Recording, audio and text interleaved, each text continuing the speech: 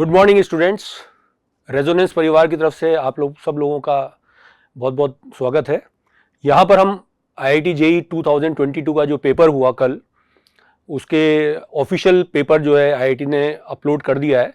हालांकि हमने कुछ क्वेश्चंस मेमोरी बेस्ड कल शाम से ही जो स्टूडेंट्स हमें मिले थे उनके सॉल्यूशंस हम कंटिन्यूसली अपडेट कर रहे थे ऑनलाइन मीडियम्स में, लेकिन आज ऑफिशियली हमारे को पेपर मिल गया है।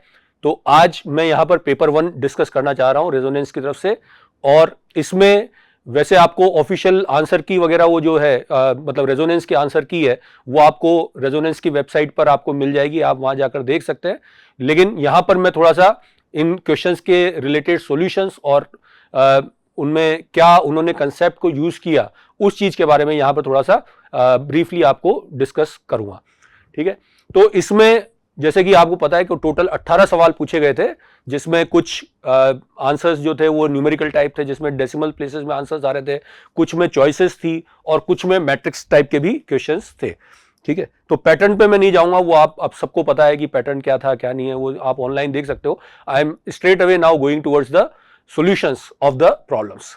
ओके, तो इस पेपर की खास बात यह थी कि पेपर काफी अच्छा बना है इस बार जेईई अथॉरिटीज ने। मैं उनको दाद देना चाहूंगा कि उन्होंने पेपर्स में सिंप्लिसिटी के साथ साथ कुछ इंटरट्वाइंड कंसेप्ट्स भी यूज करे, लाइक एक चैप्टर और दूसरे चैप्टर को मिक्स करके उन्होंने कंसेप्ट को बनाया और थोड़ा सा इंटेलिजेंस भी टेस्ट कर रहा था स्टूडेंट्स की कि कहीं कहीं पर ऑब्जर्वेशंस थी कि जहां पर स्टूडेंट अगर उस चीज को विजुलाइज कर ले तो वो क्वेश्चंस को आसानी से सॉल्व कर सकता है, अदरवाइज जो है वो मेथड थोड़े से लेंदियर हो सकते हैं।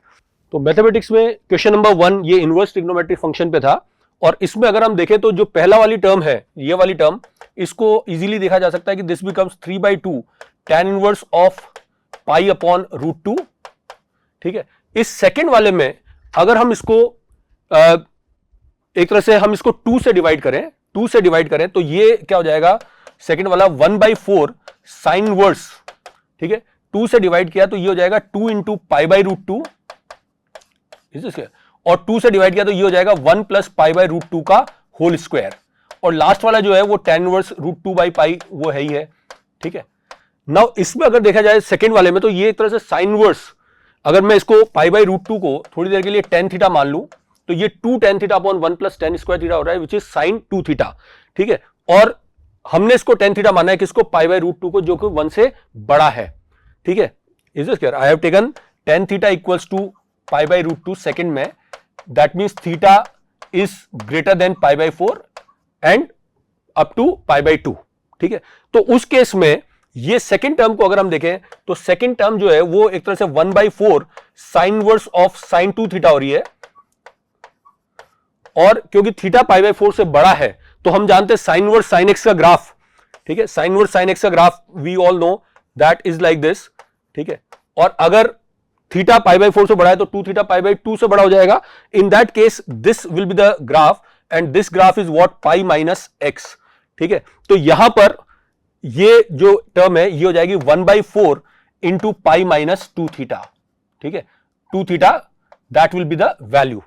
Is this clear? तो ओवरऑल अगर हम इसमें देखें, इज दिस क्लियर? ओवरऑल अगर हम यहां पर देखेंगे तो एक तो आ गया 3/2 tan इनवर्स π/√2 और tan इनवर्स √2/π, तो वो तो यहां पर आ जाएगा π/2 plus half tan inverse π/√2। First और थर्ड को मैच करके तो हम इस तरह से लिख सकते हैं, क्योंकि tan inverse √2/π is cot inverse π/√2 and tan inverse x plus cot inverse x we know is what, π/2।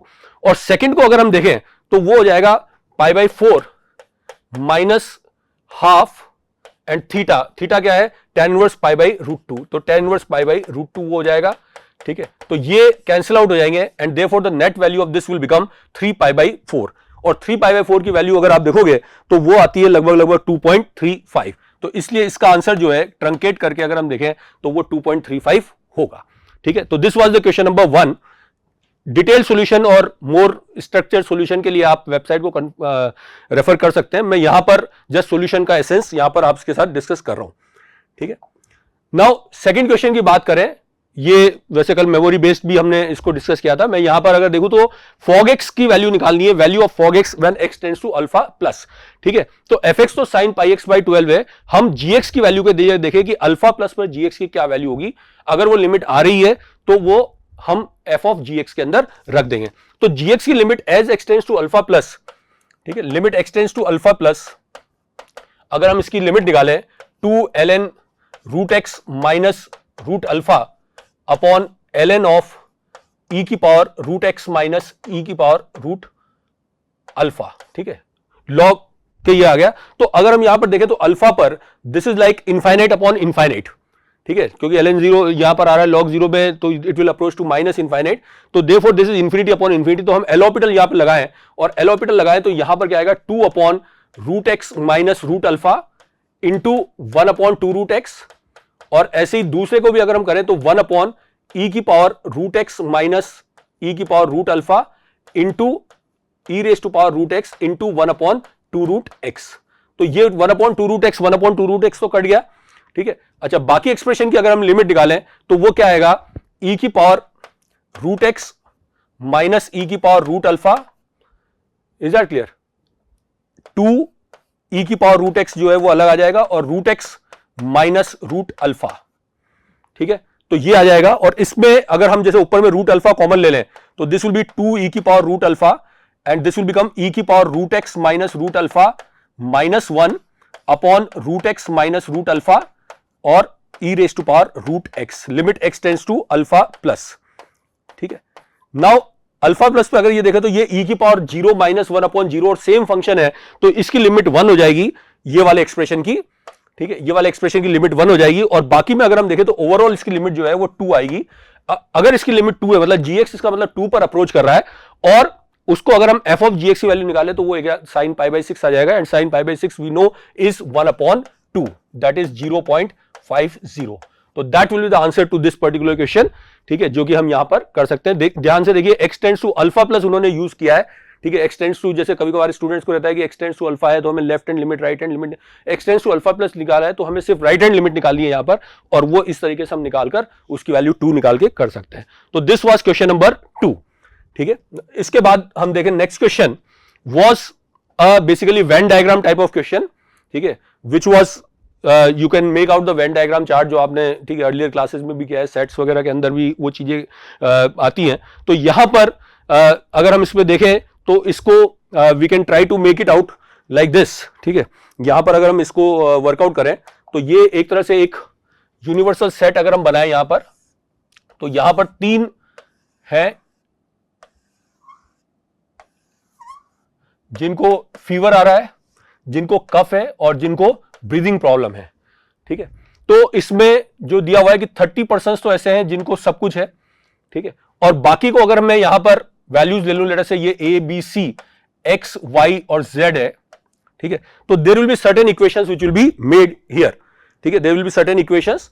वो इक्वेशंस क्या होंगी, ठीक है, तो हम यहां देख सकते हैं कि 190% हैड सिम्टम्स ऑफ फीवर, ठीक है, तो that will mean that a plus x plus Y plus 30 is 190, तो दैट विल गिव यू 160। मैंने वो 30 कैंसिल कर दिया 190 में से। ऐसे 220% हैड सिम्टम्स ऑफ कफ, तो that will give you that b plus x plus z is equal to 190, okay.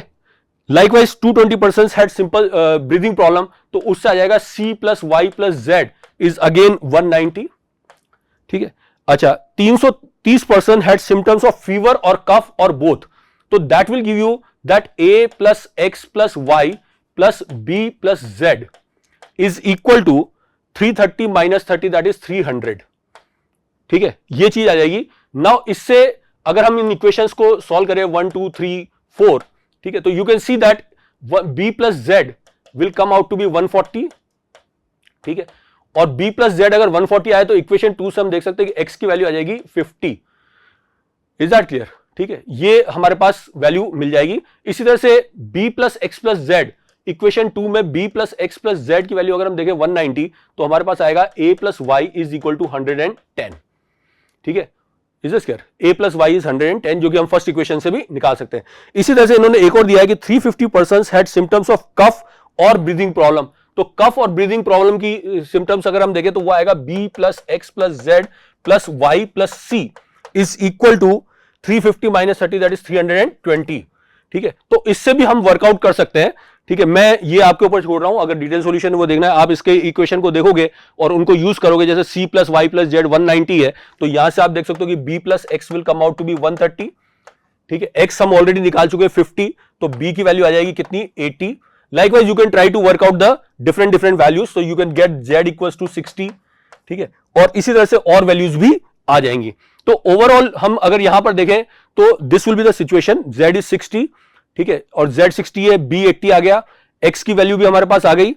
ठीक है, और इसके अलावा अगर हम एक और देखें कि यहां पर ये एक और ऑप्शन है 340 हैड सिम्टम ऑफ फीवर और ब्रीदिंग प्रॉब्लम, तो 340 का अगर वो देखें तो a plus x plus Y plus z plus c is equal to 310। ठीक है, और इसमें भी अगर हम देखें तो you can see that in this case you will get z plus c, क्योंकि फर्स्ट प्रॉब्लम से a plus x plus y की वैल्यू 160 है, तो ये 150 आ जाएगा, and that will give you c equals to what 90, है ना। और c अगर 90 आ गया तो और सब वैल्यूज भी हमारे पास मिल जाएंगी, क्योंकि c 90 आ गया, z 60 है, तो you can see that y will become equal to 40, a will be equal to, accordingly you can try to work out that it will come out to be 70। ठीक है, तो इस तरह से हमारे पास अलग अलग वैल्यूज आ जाएगी, a b c वगैरह इन सब की वैल्यू आ गई। और अगर हम इनकी वैल्यूज को पुट कर दें, a is 70, c is 90, b is 80, x is 50, ठीक है, y is 40 and z is coming out to be how much, z is 60। ठीक है, z इज 60, y इज 40। ठीक है, तो अगर हम इन सबको ऐड करें तो हमें वो मिल जाएंगे कि बाहर कितने लोग हैं।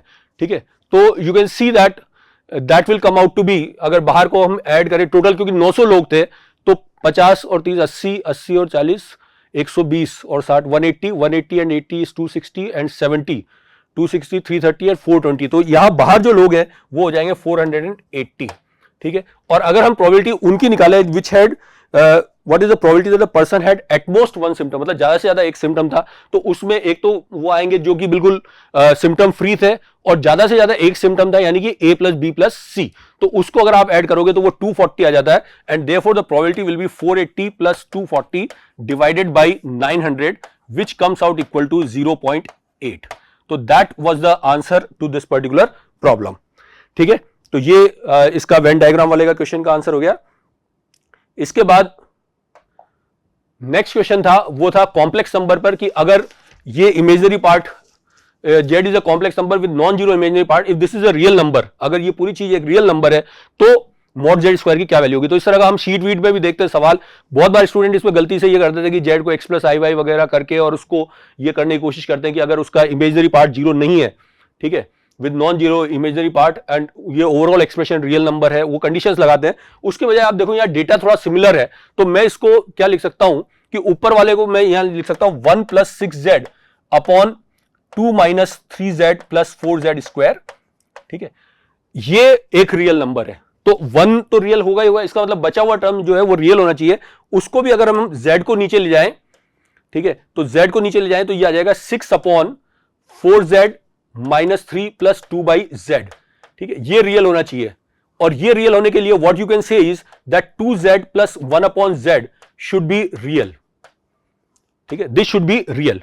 तो अगर ये रियल है तो इसका मतलब ये अपने कॉन्जुगेट के बराबर होना चाहिए, तो वो हम अप्लाई कर सकते हैं कि 2z plus 1 by z is equal to 2z bar plus 1 upon z bar. ठीक है, और उसको अगर हम सिंप्लीफाई करें तो 2 times z minus z bar is equal to, you can see that अगर हम उसको उधर ले जाएंगे तो you will get z minus z bar upon zz bar, and we know that zz bar is mod z का square. तो यहां से हम देख सकते हैं कि मॉड z का स्क्वायर इज इक्वल टू 1/2। ठीक है, provided z is not equal to z बार, तो वो तो दिया हुआ है कि z is a complex number with non zero imaginary part, तो मॉड z स्क्वायर 1/2 है, और वही हमसे पूछा गया था, तो इसलिए इसका आंसर जो है, the answer to this will be 0.50। ठीक है, तो this will be the answer to this question number 4th। After that let us come to the next question. तो नेक्स्ट क्वेश्चन भी कॉम्प्लेक्स नंबर पे था, इनफैक्ट पेपर 2 में इस बार उन्होंने कॉम्प्लेक्स नंबर को थोड़ा वेटेज ज्यादा दिया।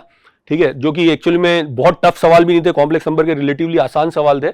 यहां पे भी अगर हम देखें तो इसमें दिया है if the set of complex number of distinct root of this equation. तो बहुत कॉमन टाइप का क्वेश्चन है ये कि इसके कितने डिस्टिंक्ट रूट होंगे, है ना। इस तरह की सिचुएशन में हमने क्लास में भी डिस्कस करते हैं कि इसमें पोलर फॉर्म को ज्यादातर यूज करने की कोशिश करो रादर देन x प्लस आई वाई, वो थोड़ा सा कभी कभार लेंदियर हो जाता है। यहां पे भी अगर मैं क्लब करूं टर्म्स को तो what will I get that z bar into 1 minus iota is equal to z square into 1 plus iota, ठीक है। और z square upon z bar की वैल्यू अगर हम देखें तो वो हो जाएगा 1 minus iota upon 1 plus iota, जिसको कॉन्जुगेट से अगर हम मल्टीप्लाई करें तो वो आ जाएगा माइनस आयोटा। ऑब्वियसली मैं यहां मान रहा हूं कि z is not equal to 0, क्योंकि मैंने z बार को नीचे लेके गया तो z is not equal to 0। तो एक देखें अगर z equal to 0, yes that is a solution, तो एक सॉल्यूशन तो वो आ गया।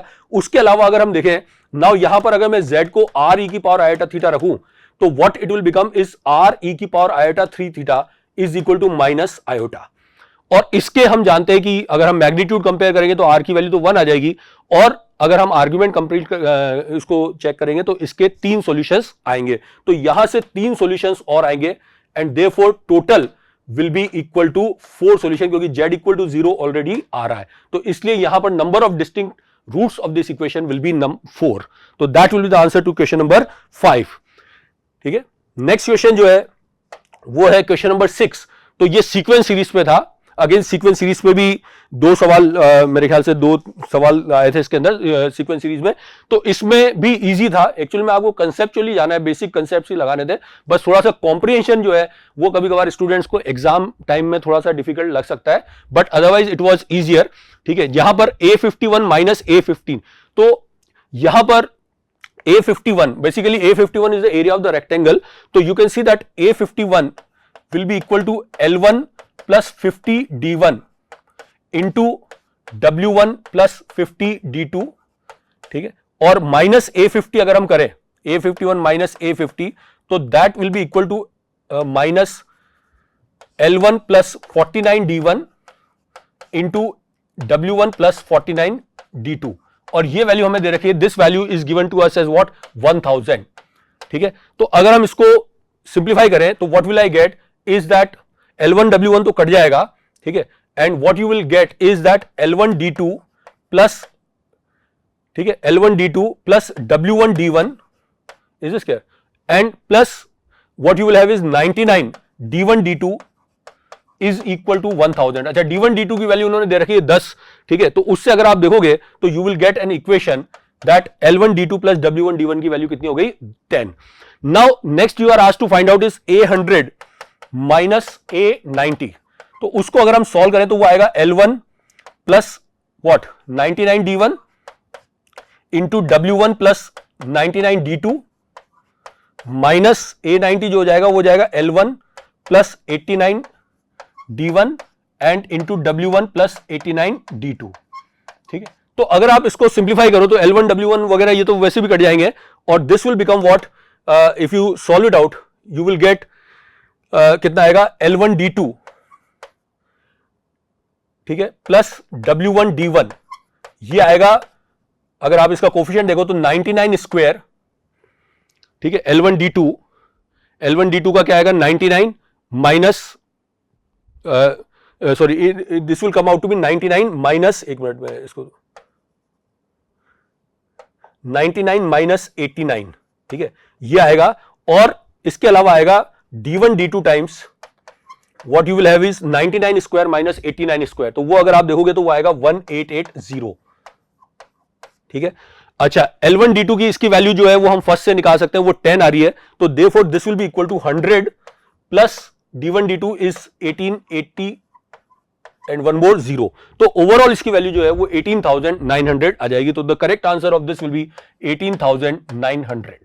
तो that will be the answer to this. So simple, एक तरह से थोड़ा सा बस नोटेशन में थोड़ा सा कॉम्प्लेक्सिटी लग सकती है, बाकी अदरवाइज आप स्टेप बाय स्टेप करो तो इसमें सब वैल्यूज सिंप्लीफाई हो जाती है। इसको ज्योमेट्रिकली भी सोच सकते हैं हम, ठीक है। मैं अभी एलिटर अप्रोचेस पे ज्यादा नहीं जा रहा हूं, अदरवाइज ज्योमेट्रिकली भी आप इसमें सोच सकते हो by making rectangles and then also you can try to work it out, ठीक है। I am leaving it up to you and in the solution we'll provide some alternative solution also. So right now I am not going through that, but this is how we can solve this question.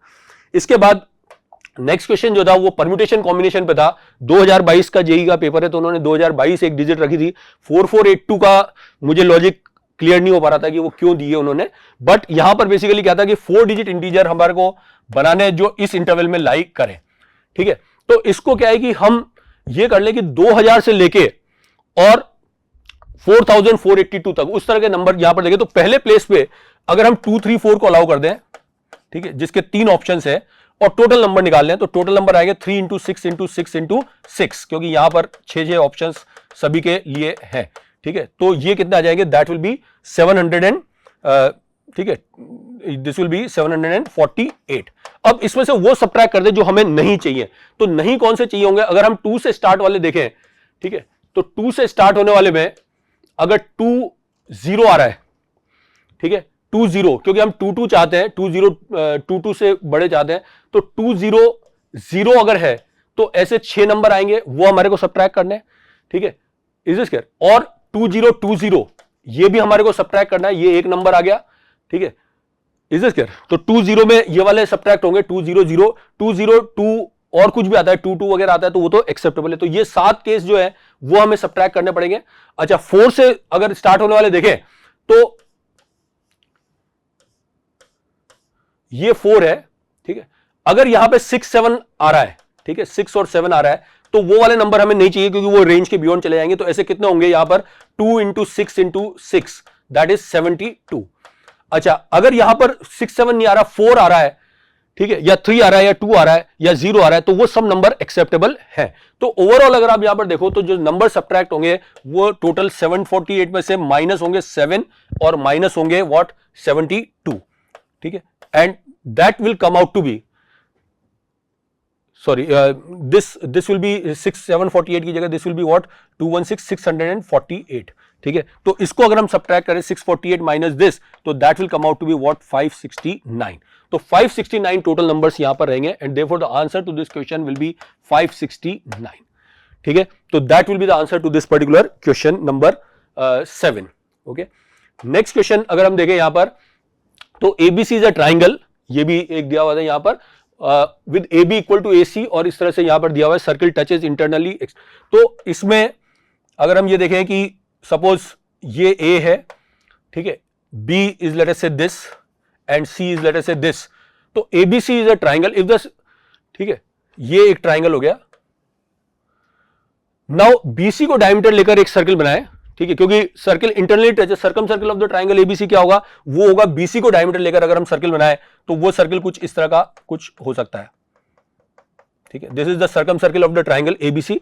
और उन्होंने कहा है कि circle touching A B and A C, ठीक है, तो A B और ए सी को टच करने वाला इसको इंटरनली भी टच कर रहा है। तो late us say that circle, मैं दूसरे कलर से बना लेता हूं इसको,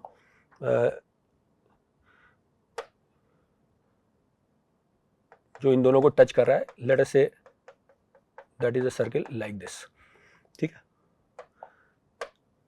ओके, तो यहां पर ये दो सर्किल हैं, ठीक है, तो एक का जो बड़ा वाला सर्किल है उसका तो सेंटर हम देख ही सकते हैं कि उसका सेंटर एक तरह से क्या होगा यहां पर, that will be like this is 3।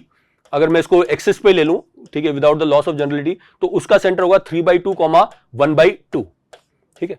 अच्छा, जो सर्किल दोनों को टच कर रहा है वो एक तरह से उसका सेंटर r, r ले लें, ठीक है, तो उसका सेंटर r, r होगा और उसकी रेडियस क्या होगी r। अच्छा, दो सर्किल इंटरनली टच करते हैं तो हम जानते हैं कि the distance between their centre should be equal to the difference between their radii, ठीक है। तो डिस्टेंस बिटवीन द सेंटर क्या हो जाएगा, r - 3/2 का होल स्क्वायर प्लस r - ½ का होल स्क्वायर का अंडर रूट, मैं स्क्वायरिंग कर देता हूं दोनों तरफ, और इधर आ जाएगा r1 - r2, ठीक है। तो एक की रेडियस तो r है और दूसरे की रेडियस आप देख सकते हो कि वो कितनी हो जाएगी, √10/2, ठीक है, √10/2 का होल स्क्वायर, ठीक है। और अगर हम इसको एक्सपैंड करें तो दिस विल बिकम 2r², ठीक है, -4r plus 10/4 is equal to r² minus कितना आ जाएगा, √10r एंड प्लस 10/4। तो incidentally 10/4 is getting cancel out, तो you will get one is r = 0 and another one you will get is r = 4 minus √10, ठीक है। तो r = 0 तो मतलब ही नहीं है, क्योंकि वो तो फिर सर्किल का कोई मतलब ही नहीं होगा, वो यहां पर पॉइंट सर्किल हो जाएगा, ठीक है। तो r = 4 minus √10 will be the right answer. उन्होंने वैसे भी दिया है r > 0, तो 4 minus √10 will be the right answer. और इसकी अगर आप अप्रोक्सीमेट वैल्यू निकालो तो 4 - 3.16, ठीक है, तो that will become what you can try to work out that will become 0.84 या 162 करें तो 0.838, तो इसको ट्रंकेट करेंगे तो दैट विल बी 0.83 और 0.84, ठीक है, that will be both should be acceptable in this particular situation. तो that will be the answer to this question. ठीक है, इसके बाद नेक्स्ट क्वेश्चन अगर हम देखें तो ये सेक्शन 2 पे अब हम चले जाएं. यहां पर पार्शियल मार्किंग वाले क्वेश्चंस थे जैसे कि जेई ने आजकल दिया है, तो इसमें ये एक इंटीग्रेशन का क्वेश्चन था. ठीक है, इंसिडेंटली अगर आप देखो तो यहां पर दिखने में थोड़ा सा कॉम्प्लिकेट लग सकता है, लेकिन हम जानते हैं कि log x का डेरिवेटिव 1/x है. ठीक है, तो अगर आप यहां पर इसका इंटीग्रल देखोगे, अगर आप log x को t रखो या पूरा इसको भी t रखेंगे, तो what will the integral of this will come out to be is 1/a minus log x की power 3/2 is this clear and into 2/3. ठीक है, ये इसका इंटीग्रल आ जाएगा 1 से लेकर e तक हमें निकालना है और ये इक्वल टू 1 है. ठीक है, आप चेक करके देख लेना क्योंकि इसका होल स्क्वायर नीचे आ रहा है. ठीक है, और log x का डेरिवेटिव वगैरह वो प्लस माइनस को भी आप देख सकते हो उसको. तो इसकी अगर हम वैल्यू निकालें तो this will come out to be 2/3 1/a minus 1 minus 1/a is equal to 1. ठीक है, and that will give you a quadratic. ठीक है, that will give you that 3a times a minus 1 equals to 2.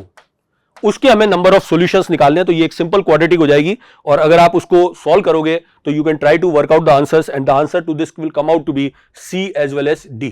ठीक है, इसके answers दो answers आएंगे यहां पर A की वैल्यू और दोनों एक्सेप्टेबल लिमिट्स के अंदर लाई कर रहा है. दोनों यहां पर -∞ से 0 और 1 से इन्फिनिटी में के बीच में ही लाई करेंगे. तो both this values are acceptable and therefore the answer to this will be C as well as D. Is that clear? ठीक है, तो ये इसके हिसाब से ये आंसर इसका आ जाएगा. तो नेक्स्ट क्वेश्चन नंबर 10 था जो कि सीक्वेंस सीरीज का क्वेश्चन है.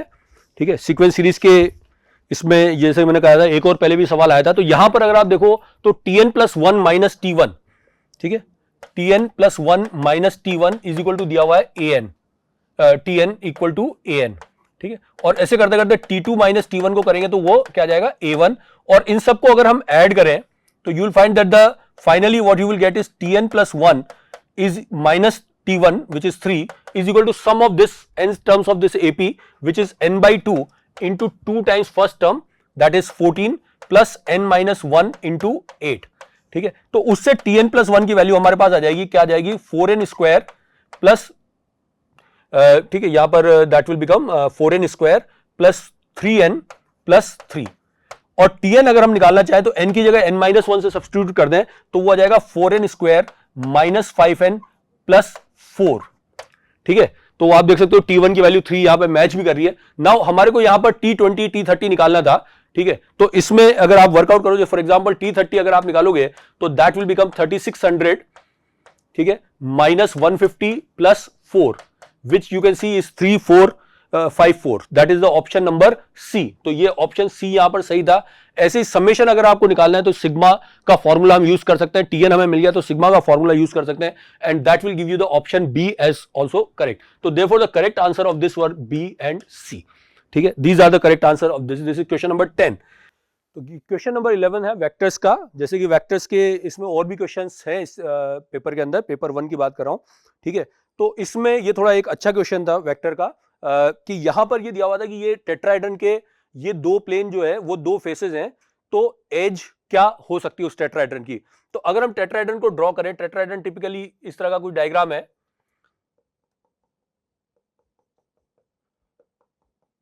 ठीक है, और इन फेस को अगर हम P1 ले लें, इस फेस को हम P2 ले लें. ठीक है, तो कोई भी एज क्या हो सकती है, या तो एक तो वो हो सकती है जो कॉमन लाइन ऑफ इंटरसेक्शन हो.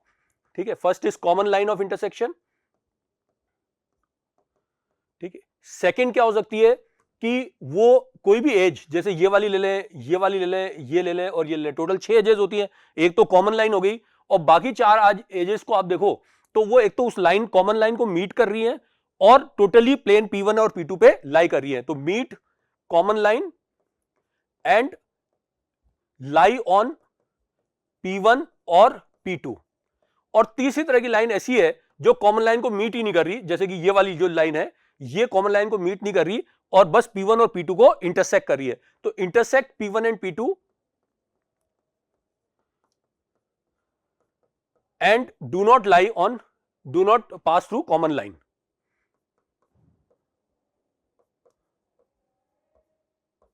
ठीक है, तो यहां पर अगर हम इसमें देखें तो कॉमन लाइन की इक्वेशन वो आप देख सकते हो। ठीक है, तो उसमें जैसे 2 पॉइंट्स हम यहां पर निकाल लें जो कॉमन लाइन पे लाई कर रहे हैं, तो यू कैन सी दैट 0 4 0। ठीक है, वैसे निकालना पड़ेगा कि x को 0 रख के और या y को 0 रखकर आप देखो कि x और z में क्या रिलेशन बनता है। तो आप देखो 0 4 0 और 0 0 5। ठीक है, ये दोनों पॉइंट कॉमन लाइन पे लाई कर रहे हैं या दोनों प्लेन पे लाई कर रहे हैं, वो चेक कर सकते हो। 0 0 4 0 एंड 0 0 5 ये दोनों इस पे लाई कर रहे हैं। तो उसके हिसाब से अगर हम इक्वेशन देखें तो वो इक्वेशन आ जाएगी कॉमन लाइन की x upon 0 is equal to y upon 4 is equal to z minus 5 upon minus 5। ठीक है, ये कॉमन लाइन की आ जाएगी। पर इनमें से अगर आप देखो तो किसी के डायरेक्शन रेशियो 0 4 माइनस 5 नहीं है, इसलिए वो कॉमन लाइन तो आउट ऑफ क्वेश्चन हो गई, यानी कि पहला वाला तो पॉसिबल है नहीं। दूसरा ये है कि meet common line and lie on P1 and P2। तो P1 और P2 पे कौन सी लाइन लाई करेगी? ठीक है, जिसका नॉर्मल ऑफ P1 और P2 is perpendicular to that line. ठीक है, उस परपेंडिकुलर टू दैट लाइन। तो इसमें अगर आप देखो तो ओनली डी ऑप्शन ऐसा है जो P2 के परपेंडिकुलर है। ठीक है, डी ऑप्शन ऐसा है जो P2 के परपेंडिकुलर है। तो वो लाइन जो है वो P2 के परपेंडिकुलर, लेकिन साथ ही साथ हम ये भी चाहते हैं कि वो लाइन, ठीक है अब समझ में तो आ गया कि वो P2 के नॉर्मल के परपेंडिकुलर है, P2 के नॉर्मल के परपेंडिकुलर है। ठीक है, इसका मतलब वो P2 पे लाई कर रही है, लेकिन वो इंटरसेक्टिंग लाइन से भी पास होनी चाहिए। You can see that D line passes through 0 4 0 and 0 4 0 is a point on the intersecting line. इसका मतलब डी लाइन एक ऐसी लाइन है जो P2 पर लाई कर रही है और इंटरसेक्टिंग लाइन से भी पास हो रही है। तो therefore that can be one of the edge. तो डी एक ऑप्शन है। ठीक है, उसके अलावा कोई भी लाइन टोटली प्लेन पर नहीं लाई कर रही। तो अब बचता है तीसरी चॉइस जहां intersect P1 and P2 but do not pass through the common line. ठीक है, तो इंटरसेक्ट P1 और P2 को हर लाइन करेगी, ठीक है, जिसके डायरेक्शन रेशियोज जो है वो नॉर्मल के परपेंडिकुलर नहीं हो। ठीक है, डायरेक्शन रेशियो नॉर्मल के परपेंडिकुलर नहीं हो। ठीक है, तो यहां पर अगर आप देखो तो ए बी और सी ये तीनों इंटरसेक्ट कर रही हैं, लेकिन सी को अगर आप देखो तो सी 0 4 0 से पास हो रही है। Line C is passing through 0 4 0।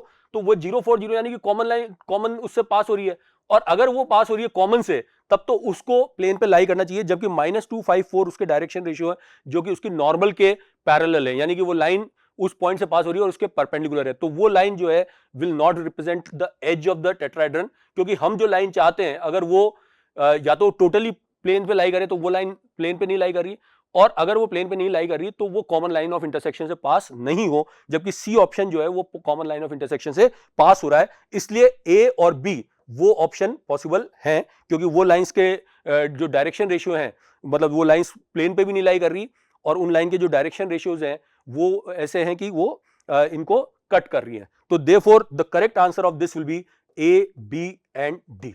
तो this will be the correct answer of this particular question.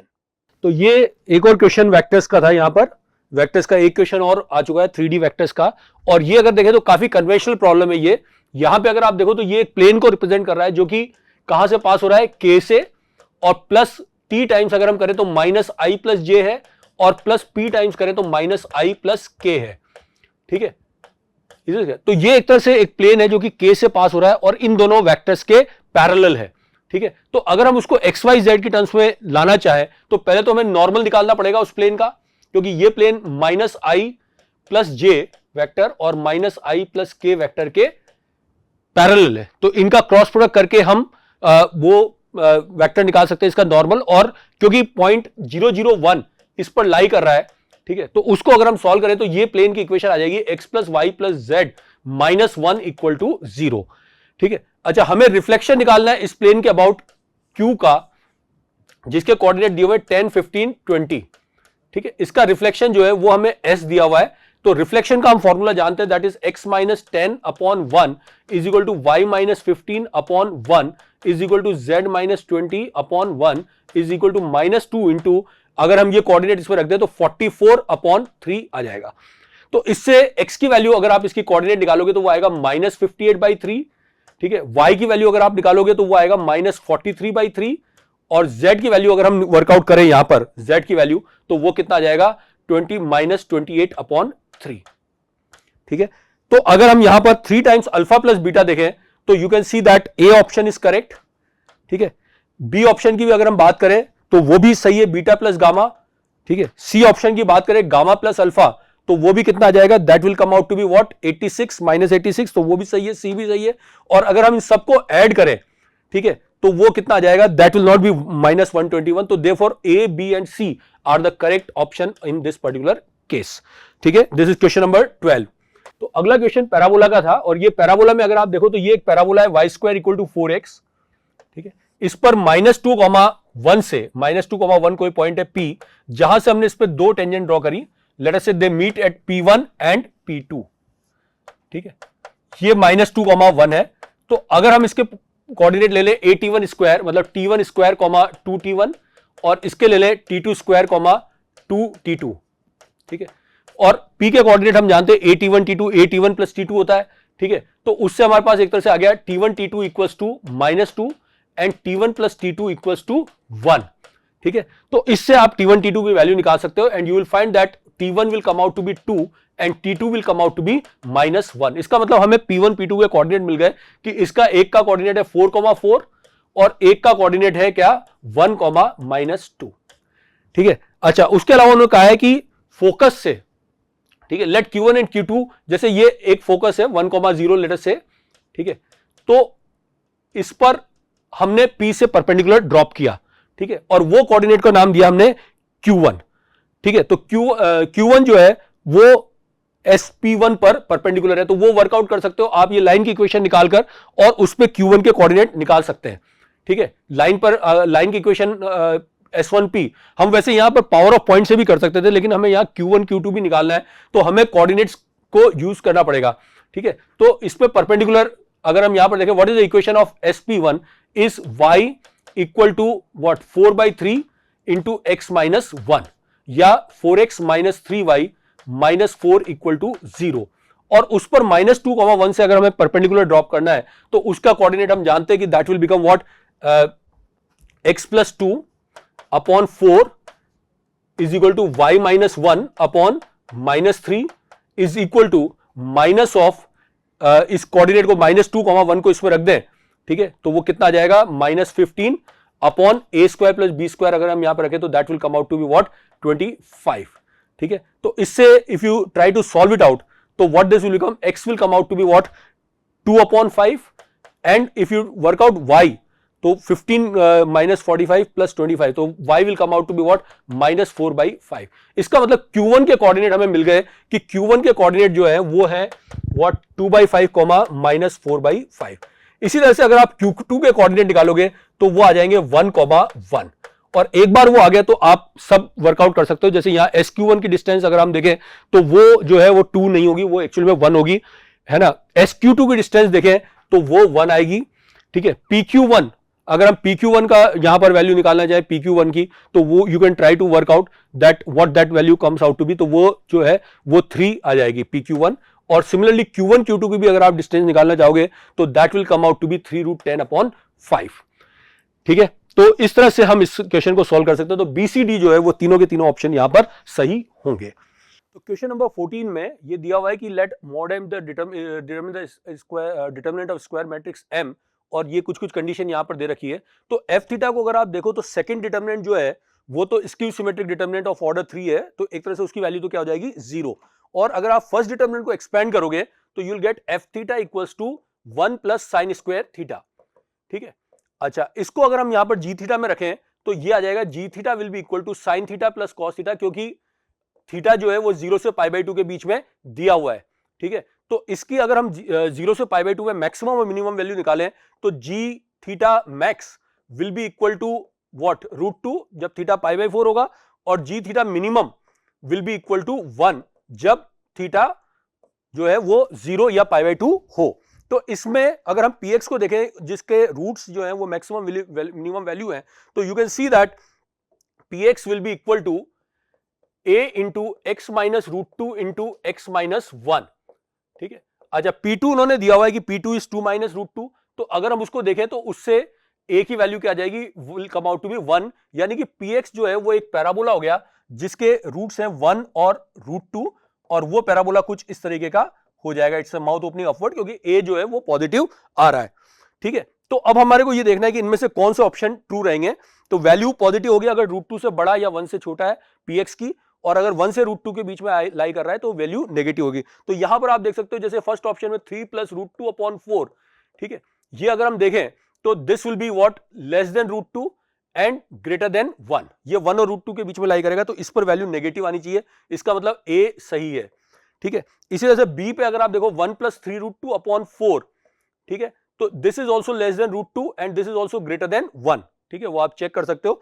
तो अगर ये 1 और √2 के बीच में आए तो इस पर भी नेगेटिव आनी चाहिए थी, यानी कि B इज नॉट करेक्ट, ठीक है, B is not a correct option. इसी तरह से 5√2 - 1/4, वैसे तो अंदाजन वैल्यू भी देख सकते हो कि 5√2 √2 1.414 ऐसा कुछ होता है, तो 5 × 1.4 इज 7 - 1 6/4 1.5, तो वो वैल्यू जो है वो यहां पर कहीं लाई करेगी। आप देख भी सकते हो कि this will be greater than √2, ठीक है, this will be greater than √2, वो चेक कर सकते हैं, और वहां पर वैल्यू पॉजिटिव आनी चाहिए, इसका मतलब C इज ऑल्सो करेक्ट। और D को अगर हम देखें 5 - √2/4, ठीक है, तो 5 - √2/4 को अगर आप देखेंगे तो it will be what, it is less than 1, ठीक है, आप चेक कर सकते हो कि 4 से उधर मल्टीप्लाई करेंगे तो 1 इज लेस देन √2, और इस पर वैल्यू पॉजिटिव आनी चाहिए, जबकि इन्होंने ऑप्शन डी में दिया हुआ है कि ये नेगेटिव है, ठीक है, तो therefore that is also not correct. तो इसका करेक्ट ऑप्शन आएगा A and C. A and C are the correct option of question number 14th. After that there were this matrix type of question, match type of question, तो वो थोड़े से relatively easier थे। उसमें क्या है कि आपको सारे ऑप्शन सॉल्व करने की जरूरत नहीं है, you can try to work out, जैसे 1-2 क्वेश्चंस भी अगर आप सॉल्व करोगे तो आप आंसर पर पहुंच सकते हो, ठीक है। तो जैसे यहां पर था, तो इसमें cos x + sin x = 1 कि अगर हम नंबर ऑफ सॉल्यूशन निकालें in -2π/3 to 2π/3, तो आप देख सकते हो cos x + sin x 1 है, ठीक है, वो तभी होगा जब या तो cos x 1 हो जाए या sin x 1 हो जाए, ठीक है। तो cos x 1 कहां पर हो रहा है, इस इंटरवल में 0 पर, और sin x 1 अगर आप देखोगे तो कहां पर हो रहा है, π/2 पर। तो there are 2 answers to this. तो देयरफॉर जो फर्स्ट वाला लिंक होगा, फर्स्ट वाला लिंक किससे होगा, P से, ठीक है, it has 2 element, the solution set of this has 2 element. तो उससे अब हमारे पास ये आ गया कि A और B में से ही कोई आंसर होगा। नाउ अगर हम सेकंड को चेक कर ले, ठीक है, तो सेकंड क्या है कि tan 3x is equal to 1/√3, ठीक है, और 3x कहां से कहां तक वेरी कर रहा है, 3x वेरी कर रहा है -5π/6, मतलब -150 डिग्री से लेकर 150 डिग्री तक। तो इसमें tan कहां कितने जगह पर 1/√3 होगा, तो हम जानते हैं कि 150 डिग्री तक tan का ग्राफ कुछ इस तरह का रहेगा, ठीक है, और फिर यहां पर भी इस तरह से रहेगा, -150 डिग्री तक हमें जाना है, -5π/6 तक, और tan के -5π/6 पर आप वैल्यू देख सकते हो कि वो 1/√3 आती है, ठीक है। तो ये 1/√3 कितनी जगह पर होगा, अगर हम इसको देखें तो यहां पर 2 पॉइंट पर होगा।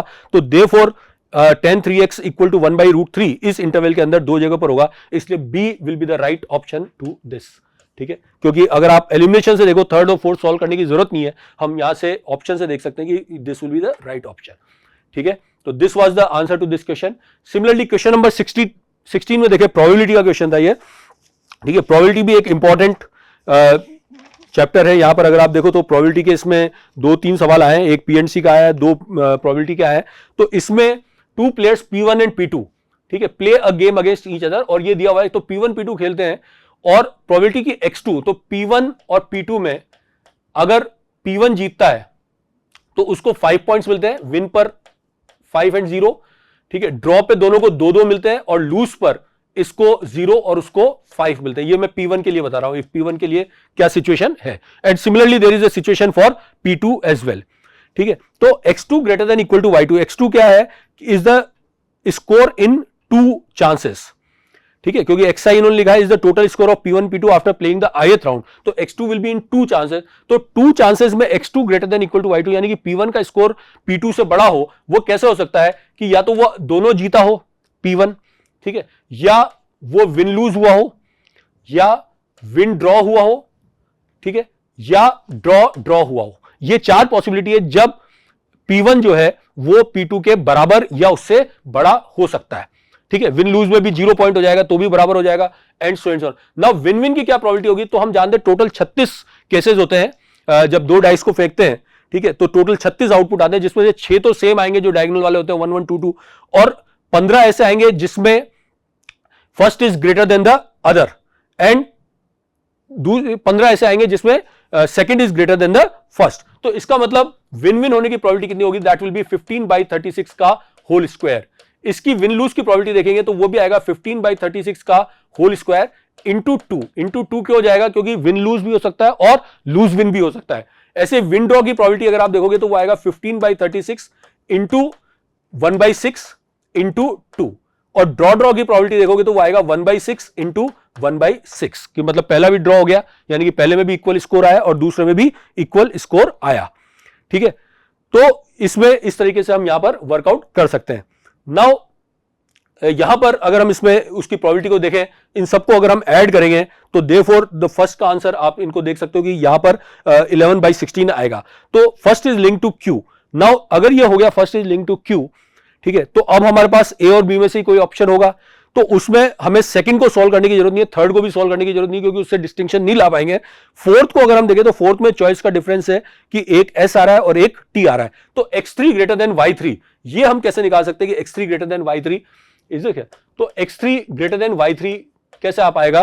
वो तब आ सकता है कि P1 जो है वो या तो तीनों उसने विन विन विन किए हो, ठीक है, तीनों विन विन किए हो, या क्या हो सकता है विन विन लूज, ठीक है, या क्या हो सकता है विन विन ड्रॉ, या विन के साथ और क्या हो सकता है, विन लूज लूज तो हो नहीं सकता, विन ड्रॉ ड्रॉ, ठीक है, ये भी हो सकता है, इज दिस क्लियर? और इसके अलावा क्या हो सकता है, क्योंकि हम x3 ग्रेटर देन y3 चाह रहे हैं, x3 ग्रेटर देन y3 चाह रहे हैं, ठीक है, तो इसमें यही चार option you can see that this will be possible, क्योंकि विन लूज लूज भी हो सकता, ठीक है, विन लूज ड्रॉ भी नहीं हो सकता, because that will also be equality वहां पर आएगी, और इस तरह से आएगा ना। विन विन विन की क्या प्रोबेबिलिटी है? दैट इज 36 15/36 की पावर 3, ठीक है। विन विन लूज की क्या होगी? दैट विल बी 15/36 की पावर 3 इंटू 3, ठीक है, क्योंकि विन विन लूज का अरेंजमेंट भी होगा। विन विन ड्रॉ का क्या होगा? 15/36 का स्क्वायर इंटू 1/6 इंटू 3, और विन ड्रॉ ड्रॉ का क्या होगा? 15/36 इंटू 1/6 का स्क्वायर इंटू 3। तो इन सबको आप ऐड कर सकते हो, और इन सबको अगर आप ऐड करोगे, ठीक है, तो what will the answer to this will come out to be, ठीक है। अगर हम यहां पर देखें तो कितना आ जाएगा यहां पर नीचे में, ठीक है, I can say if I से 12 क्यूब, तो ऊपर में आ जाएगा 5 क्यूब, ठीक है, इधर आ जाएगा 5 क्यूब इंटू 3, यानी कि 5 क्यूब इंटू 3, ठीक है, और इधर आ जाएगा कितना, अगर हम 12 करें तो 150, और इधर में भी अगर हम 12 क्यूब करें, है ना, 12 क्यूब करेंगे तो कितना आ जाएगा 5 इंटू 4, 5 इंटू 4 दैट इज 20, ठीक है। तो इनको अगर हम ऐड करें तो कितना आ जाएगा 500 650, 5 क्यूब इंटू 4, है ना, तो 500 650 प्लस 20, है ना, 5/12, तो यहाँ पे 12 का क्यूब किया तो ये 4 5 4 सॉरी ये 60 आएगा, दिस इज 60, ठीक है। तो कितना आ जाएगा यहाँ पर 500 650 710 डिवाइडेड बाई 12 का क्यूब, 12 इंटू 12 इंटू 12, ठीक है। और इसको अगर हम वर्कआउट करें तो that will B 355 upon 144 into 6, तो 144 इंटू 6 अगर आप देखोगे तो वो आएगा 864, यानी कि यहां पर S will be the right option, and if you work it out then A will be the correct option to this question of probability. तो इस तरीके से हम इसको वर्क कर सकते हैं, हमें और वर्कआउट करने की जरूरत इसमें नहीं पड़ेगी। तो this was question number 16th, then next was question number 17th, ठीक है। क्वेश्चन नंबर 17 में था PQR are non zero real numbers that they are the 10th 100th and 1000 terms of an harmonic progression, ठीक है। तो अगर हम common difference उस HP का D मान लें तो we can see that 1/Q minus 1/P will be equal to 90D and 1/R minus 1/P will be equal to what 990D। इस तरह से हमारे पास रिलेशन आ जाएगा। अच्छा, लास्ट इक्वेशन को मैं ये लिख सकता हूं कि x upon P plus y upon Q plus z upon R equal to 0। Now हमें इसके सॉल्यूशंस के बारे में डिस्कस करना है, तो हम यहां पर ऑगमेंटेड मैट्रिक मेथड से भी कर सकते हैं, जो हम क्लास में डिस्कस करते हैं कभी कभी। तो यहां पर ऑगमेंटेड मैट्रिक से देखोगे तो ये 1 1 1 1 1 हो गई, 10 100 1000 and this is what 0, and this is 1 upon P 1 upon Q 1 upon R and this is again 0, ठीक है। तो अगर हम यहां पर ऑपरेशन अप्लाई करें कि R2 goes to R2 minus 10 R1 and R3 goes to R3 minus 1 by P R1। तो ये मैट्रिक्स आप देख सकते हो कि दैट विल बिकम 1 1 1 1, ठीक है। This will become what 0 90 990 and this will become -10, और इसको भी क्या आ जाएगा 0, what this will become 1 by Q minus 1 by P। 1 by Q minus 1 by P हम जानते हैं वो 90D है, ठीक है। Similarly that will be what 990D and R3 minus 1 by P R1, ठीक है। R3 minus 1 by P R1 will be -1 upon P, ठीक है। ये बन जाएगा, और इसमें मैं एक और ऑपरेशन अप्लाई कर दूं कि R3 goes to what R3 minus D R2, ठीक है। तो उसमें यह आ जाएगा 1 1 1 1, दिस विल बी 0 90 990 और -10, and what this will become is 0 0 0, and what this will become is -1 by P, ठीक है, प्लस 10D। नाउ इससे आप देख सकते हो कि अगर हम यहां पर देखें ऑगमेंटेड मैट्रिक्स मेथड से, तो -1 by P प्लस 10D अगर वो 0 हो गया तब इसके इनफाइनाइट सॉल्यूशन होंगे, और -1 by P प्लस 10D अगर 0 नहीं हुआ तो इसके नो सॉल्यूशन आएंगे, जीरो सॉल्यूशन यहां पर आएंगे। तो -1 by P प्लस 10D पे हम यहां पर देखें, ठीक है, -1 by P प्लस 10D, ठीक है। तो D को अगर मैं देखूं यहां पर, तो D can be written as what 1 by Q minus 1 by P upon 90। अगर ये 0 हुआ तो इसके इनफाइनाइट सॉल्यूशंस होंगे, ठीक है। तो इसको if you try to solve it out, ठीक है, what that will give you is that 10 upon P is equal to 1 by Q और P upon Q equals to 10। तो P अपॉन Q अगर 10 हो गया, ठीक है, तो सिस्टम ऑफ लीनियर इक्वेशन, जैसे फोर्थ ऑप्शन की अगर हम बात करें कि P by Q अगर 10 है तो इसके इनफाइनाइटली मेनी सॉल्यूशन होंगे, यानी fourth will be link to R। तो इसमें अगर आप देखो तो B और C में से कोई ना कोई ऑप्शन आएगा, ठीक है। अच्छा, फर्स्ट को मुझे चेक करने की जरूरत नहीं है, ठीक है। अब हम सेकंड और थर्ड में भी देख सकते हैं। अच्छा, यहां पे मैं R को, ये जो आया था what we had got is that this one 1 minus this -1 by P plus 10D, ये 0 में हम ये भी देख सकते हैं कि इसको what we can do is इसको ये भी लिखा जा सकता है -1 by P प्लस 10D को मैं क्या लिख सकता हूं 1 by R minus 1 by P upon 990। ये इक्वल टू 0 हुआ तो भी इसके इनफाइनाइट सॉल्यूशन होंगे, तो उससे आ जाएगा 99 upon P is equal to 1 by R minus 1 by P, और you can see that R P upon R equal to 100। तो P upon R equal to 100 हो गया तो भी इसके इनफाइनाइट सॉल्यूशन होंगे। तो इसमें सेकंड ऑप्शन की बात करें, if P by R is not equal to 100 तो इसके नो सॉल्यूशन आने चाहिए, यानी कि second should be link to S, ठीक है। तो अगर आप इसमें दोनों में देखोगे second should be link to S, तो you will find that B is the right option in this particular case. तो accordingly we can try to work out, and this B will be the right answer to this question number 17th। And then there was this last question which was question number 18th। तो ये ellipse का question है, simple सा question था ellipse का। तो यहां पर ये इलिप्स में इस तरह का दिया हुआ है कि ये एक इलिप्स है जिसके ये कोऑर्डिनेट 2,0 है, और ये उसका ऑक्सिलरी सर्किल है, ठीक है। अच्छा, H कोई पॉइंट लिया अल्फा 0, ठीक है, जो कि 0 और 2 के बीच में उसका x कोऑर्डिनेट है, और straight line drawn through H parallel to the y axis crosses the ellipse and auxiliary circle. तो यहां से हमने एक ड्रॉ किया, और ये पॉइंट जो है वो ये पॉइंट है E, और ये पॉइंट आया F, ठीक है, crosses the positive x axis at the point. अच्छा, ये ठीक है, the tangent to the ellipse at the point E intersect this at G, ठीक है। तो ये पॉइंट G आ गया, ठीक है, इन द फर्स्ट क्वाड्रेंट। ये E और F दिया हुआ है वगैरह वगैरह। अच्छा, suppose the straight line joining F to the origin, तो हम ये जानते हैं कि ये कुछ नहीं होता, ये एक्सेंट्रिक एंगल होता है, तो दिस एंगल इज फाई। तो you can see that the coordinate of F will be 2 cos phi, 2 sin phi, ठीक है। The coordinate of E will be 2 cos phi, √3 sin phi. The coordinate of H will become automatically 2 cos phi, 0.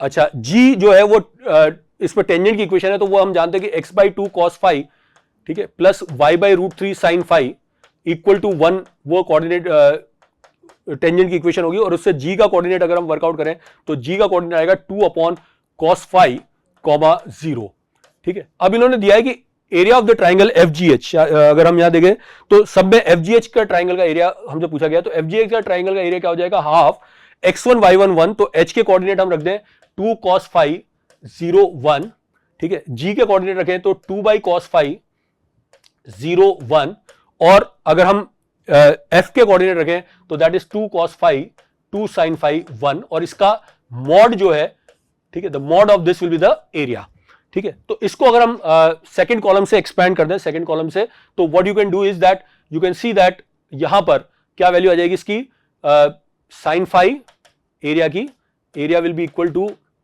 Sign phi into what you will have is 2 cos phi minus 2 upon cos phi, ठीक है, और इसका magnitude होगा, मतलब mod होगा, तो you can see that this is equal to sine 2 phi minus 2 tan phi का mod, ठीक है। तो अब हम अलग अलग ऑप्शन में देख सकते हैं, जैसे अगर 5 पाई बाई 4 हुआ तो 5 पाई बाई 4 हुआ तो इसका एरिया की वैल्यू क्या आ जाएगी 1, ठीक है। तो इसलिए 1 will be link to Q, which means that C and D में से कोई ना कोई ऑप्शन सही होगा। अच्छा, ऐसे ही 5 पाई बाई 3 है तो वो भी आप देख सकते हो कि पाई बाई 3 पर इसकी क्या वैल्यू होगी, तो sine 2 pi by 3 we know is what √3/2 and 10 pi by 3 is √3, तो 2√3 या 4√3 अपॉन 2 उसका मॉड, तो वो 3√3 अपॉन 2 आएगा, यानी कि T। तो second should be link to T and that will give you the option number C as the correct answer. तो इसमें क्या है कि आपको सारे सॉल्व करने की जरूरत नहीं थी, दो क्वेश्चंस ऐसे हम सॉल्व करते तो ये आसानी से हम इसको वर्कआउट कर सकते। तो दिस वाज द पेपर, और इस पेपर के बारे में मैं यही कहूंगा कि पेपर में अगर हम सिस्टमेटिकली सॉल्व करते हैं अपने रेगुलर क्वेश्चंस को अगर हम सॉल्व करते हैं तो इसमें इतना डिफिकल्ट पेपर ऐसे अपेरेंटली नहीं लग रहा था। एग्जाम प्रेशर ऑब्वियसली कुछ होता है तो वो उसका एनालिसिस हम करेंगे कि इसमें इजी मॉडरेट टफ किस क्वेश्चंस को हम बोल सकते हैं और उसके हिसाब से क्या इसकी जो है अप्रोक्सीमेट स्कोर्स कौन से अच्छे रहेंगे। लेकिन पेपर का फोकस ये था कि मल्टीपल कंसेप्ट को उन्होंने मिक्सअप किया था, जिससे कि पेपर थोड़ा सा लेंथियर दिख रहा था, लेकिन कंसेप्ट की एप्लीकेशन जो थी वो स्ट्रेट फॉरवर्ड थी। ऐसा कोई बहुत रिमोट टाइप का नहीं था, सिर्फ एक दो सवाल को देखकर, जैसे वो टेट्राहेड्रन वाला था, नॉर्मल स्टूडेंट उसमें एजेस निकालने लग जाते हैं और फिर कंफ्यूजन हो जाता है, जबकि उसमें अगर हम रिवर्स में देखें कि भाई कौन से ऑप्शंस इसमें मैच कर रहे हैं तो उससे हमारे आंसर्स वहां पर आ रहे थे। इसी तरह से मैट्रिक्स मैच में सारे क्वेश्चन निकालने की जरूरत नहीं थी, ठीक है, वो हम एक दो क्वेश्चंस भी, दो पार्ट भी अगर हम करते तो उसमें हम सॉल्व कर सकते थे। तो ये चीजें हैं इस पेपर के बारे में। ओवरऑल मैं इस पेपर को IIT के हिसाब से यही कहूंगा कि काफी अच्छा पेपर उन्होंने बनाया, और जो एनालिसिस है फर्दर वो मैं बाद में आपके साथ शेयर करूंगा। Till that time you can have this as the answer, और डिटेल्ड आंसर्स के लिए लॉजिकली स्ट्रक्चर, क्योंकि मैंने तो यहाँ पर डायरेक्टली प्रेजेंट किया है तो थोड़ा सा वो हैपेजार्ड है, लेकिन अगर लॉजिकली आप उसको देखना चाहते हैं तो you can refer to our website www.resonance.ac.in, उसमें आप वहाँ पर वो सॉल्यूशंस को देख सकते हैं। ठीक है, thank you so much. Okay.